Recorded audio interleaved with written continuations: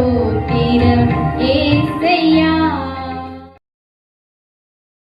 ஆண்டவராகிய இயேசு கிறிஸ்துவின் ஈடு இணையற்ற திருநாமத்திலே உங்கள் யாவருக்கும் என் அன்பின் நல் வாழ்த்துக்களை தெரிவித்துக் கொள்கின்றேன். அருமையான பாடல்களை கேட்டிருப்பீர்கள். நிச்சயமாகவே அதன் மூலமாய் ஆசீர்வதிக்கப்பட்டிருப்பீர்கள் என்று நான் நம்புகிறேன். இந்த நாள் தியானத்திற்காய் நாம் வேத வசனத்திற்காய் கடந்து போவோம்.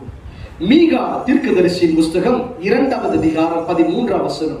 தடைகளை நீக்கி போடுகிறவர் அவர்களுக்கு முன்பாக நடந்து போகிறார். அவர்கள் தடைகளை நீக்கி வாசலால் பிரவேசித்து கடந்து போவார்கள். அவர்கள் ராஜா அவர்கள் முன்பாக போவார். கர்த்தர் அவர்கள் முன்னணியிலே நடந்து போவார். எனக்கு அருமையான தேவ ஜனமே, தடைகளை நீக்கி போடுகிறவர் உங்கள் முன்பதாய் அவர் கடந்து வருகிறார். எனக்கு அருமையான தேவ பிள்ளைகளே, நம்முடைய குடும்பத்தில் கூட பல தடைகள் காணப்படலாம்.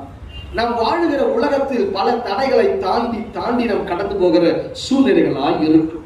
இந்த யோசேப்பை நாம் குறித்து பார்ப்போமானால், அவன் அரிக்கட்டு மாத்திரமே நின்று கொண்டிருக்கிறது. அவன் சகோதரர்கள் அரிக்கட்டுகள் வணங்கி கொண்டிருக்கிறது.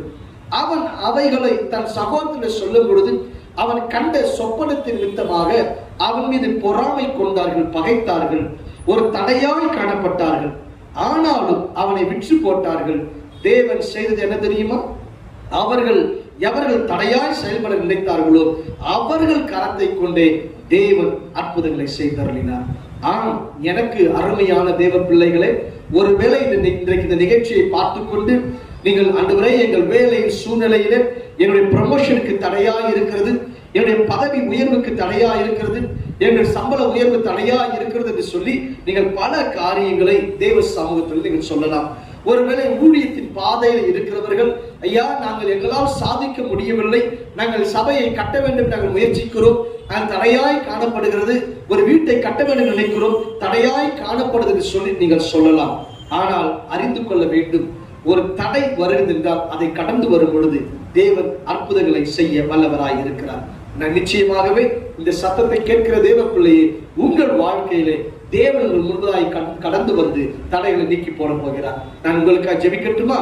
மகா இரக்கமும் கிருபையும் நிறைந்த நல்ல ஆண்டவரே, தடைகளை நீக்கி போடுகிறவர் அவர்களுக்கு முன்பதாக போகிறவர் என்று வேதம் சொல்லுகிறது. அப்படியா என் தேவன் ஆண்டவர் அப்பா, நீரே கடந்து போவீராக நான் ஜெபிக்கிறேன். ஐயா, ஒவ்வொரு வாழ்க்கையில காணப்படுகிற தடைகளை நீக்குவீராக, எல்லா தடைகள் நீக்கி போவதாக, எல்லா தடை கற்களை கர்த்தர் நீக்குவீராக. என் தேவன் முன்னிலையில கடந்து வரும் பொழுது எல்லா தடைகள் தவிடுபடியாய் போய்விடும் சுவாமி.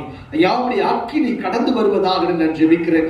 சம்பள உயர்வுகள், ஐயா ப்ரமோஷன் ஆண்டவரப்பா, ஐயா தேவரீர் சுவாமி, பதவி உயர்வு ஆண்டவரப்பா, என் தேவனின் வாய்க்க பண்ணுவீராக நான் ஜெபிக்கிறேன், ஸ்தோத்திரிக்கிறேன். உன்னதர் இயேசுவின் நாமத்தில் ஜெபிக்கிறேன் நல்ல பிதாவே. ஆமென், ஆமென், ஆமென். God bless you. கர்த்தர் உங்களை ஆசீர்வதிப்பாராக. Thank you.